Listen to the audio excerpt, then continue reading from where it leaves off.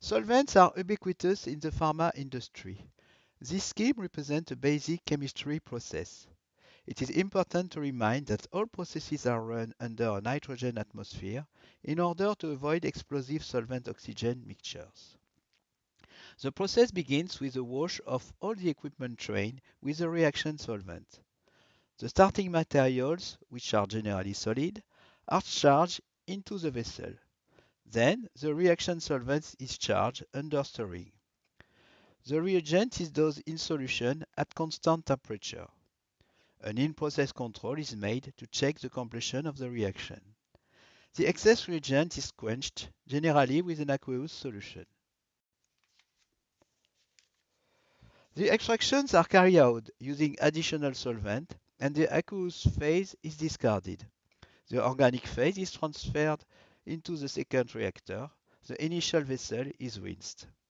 The solution is concentrated and a non-solvent is dosed by distillation at constant volume in order to crystallize the product. The slurry is transferred to the filter dryer. The second vessel is rinsed. The product is dried in vacuum under slow stirring and eventually discharged into drums. Finally, all the equipment train is cleaned with the appropriate solvent. Solvents are used for reactions.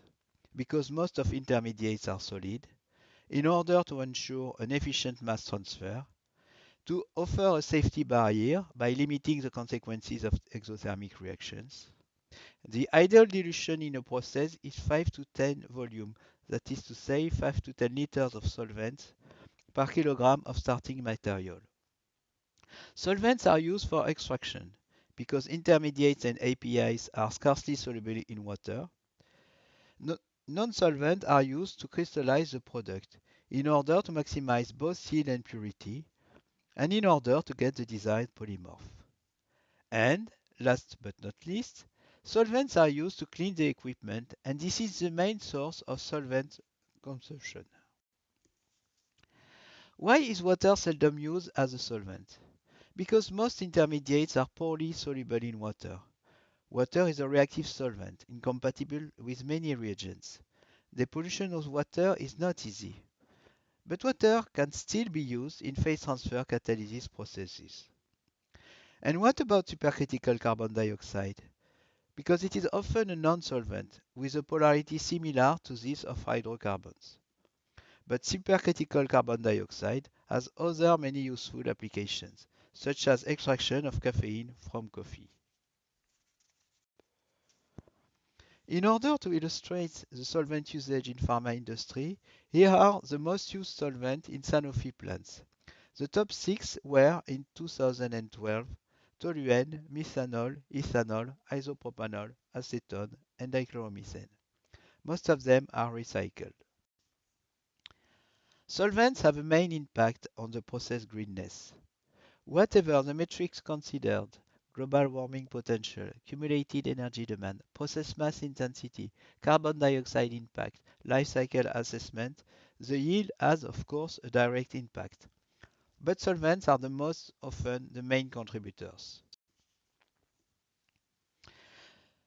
The process mass intensity of a synthesis is the amount of material needed to prepare 1 kilogram of product. In the pharma industry, it is often higher than 100. Solvents represent more than one half of this material, and water circa one third.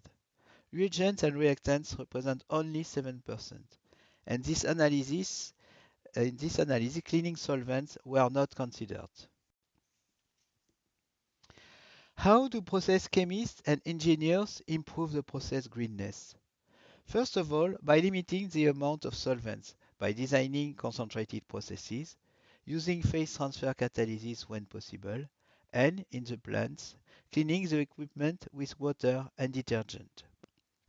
By recycling the solvent by distillation, which is very frequent in industrial workshops. This is easy when solvents form a heteroazeotrope, such as toluene and dichloromethane with water, but not easy with homoazeotropes, such as ethanol and water. This is also difficult to separate solvents with close boiling point. In order to facilitate the recycling, it is important to avoid complex mixture of solvents. If not recycled, the solvents are burned to produce steam. A special attention is also given to the process water. Unnecessary washing and extractions are avoided. In conclusion, one can hardly produce APIs without solvents, but one can often reduce their amount. In your synthesis, try to reduce the number of solvents, ideally not more than 2 per step. Do not forget also to reduce the amount of water. And from a qualitative aspect, select the most desirable solvents by using the solvent selection guides.